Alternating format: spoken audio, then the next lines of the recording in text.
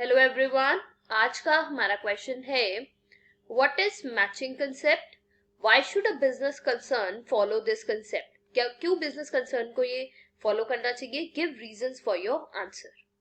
तो चलिए डिस्कस करते हैं। अगर हम बात करें मैचिंग कंसेप्ट की, ये क्या कहता है, to find out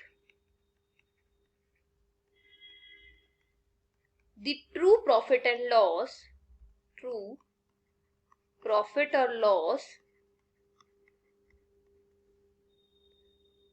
the revenue and income should be related with the same period। देखो ये कहता है कि अब देखो, अगर हमें फाइंड आउट करना है प्रॉफिट और लॉस, अगर हमें प्रॉफिट और लॉस फाइंड आउट करना है तो हम क्या करेंगे। हम profit and loss find out करने के लिए क्या करेंगे, हम देखेंगे अपनी रेवेन्यू यानी इनकम एंड एक्सपेंसेस, और क्या देखेंगे अपने एक्सपेंसेस। मतलब जो हमने इनकम हुई है उसमें से अगर एक्सपेंसेस को माइनस कर देंगे तो हमारा क्या आएगा, प्रॉफिट और लॉस। तो ये कहता है कि जो हम इनकम और जो एक्सपेंसेस ले रहे हैं वो एक सेम पीरियड के ही होने चाहिए। मतलब अगर हमें एक पर्टिकुलर पीरियड का के प्रॉफिट और लॉस फाइंड आउट करना है तो जो रेवेन्यू और एक्सपेंसेस है वो भी सेम पीरियड के होने चाहिए। अब एग्जाम्पल से समझते हैं इसको। एग्जाम्पल देखो, आपके पास मंथ है जनवरी और फेब्रुवरी, ठीक है। इनकम जनवरी की आपके पास है और एक्सपेंसेस है, ठीक है। अब आपको निकालना है कि आपने कितनी बचत की, सेविंग्स कितनी हुई, सेविंग्स। तो अब जनवरी में इनकम थी 50,000, एक्सपेंसेस हुए 40,000, तो सेविंग्स कितनी हो गई 10,000।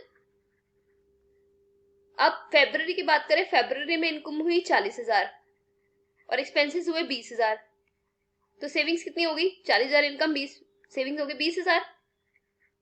ओके, तो अब देखो, इसका मतलब देखो कि अगर हमें जनवरी की सेविंग्स निकालनी है तो जो इनकम और एक्सपेंसेस है वो भी जनवरी की होनी चाहिए। अब अगर हम ऐसा करें, देखो जनवरी की इनकम ले ले और एक्सपेंसेस फेब्रुवरी के ले ले, तो हमारे पास रिजल्ट क्या आएगा, रिजल्ट कुछ भी नहीं। वो सेविंग्स क्या है, वो तो सेविंग्स पता ही नहीं लगी हमें। तो जनवरी, मतलब कहने का मतलब है अगर हमें जनवरी की सेविंग्स निकालनी है तो जो इनकम और एक्सपेंसेस है वो भी जनवरी के ही होने चाहिए। तो यही मैचिंग कंसेप्ट कहता है कि जब आप रेवेन्यू और एक्सपेंसेस को मैच करोगे तो वो पर्टिकुलर पीरियड के ही होने चाहिए। मतलब एक पर्टिकुलर पीरियड की जो सारी इनकम्स हैं, चाहे वो रिसीव हुई हैं चाहे नहीं हुई, क्योंकि हम अकाउंटिंग में कौन सा कंसेप्ट फॉलो करते हैं, एक्रूअल कंसेप्ट, वो हमें कंसीडर करनी है। और एक्सपेंसेस, सारे एक्सपेंसेस जो पर्टिकुलर पीरियड के हैं, चाहे उसे पे किया है चाहे नहीं किया, वो हम लेंगे। तभी हमें पता लगेगा कि एक पर्टिकुलर पीरियड का प्रॉफिट और लॉस क्या है।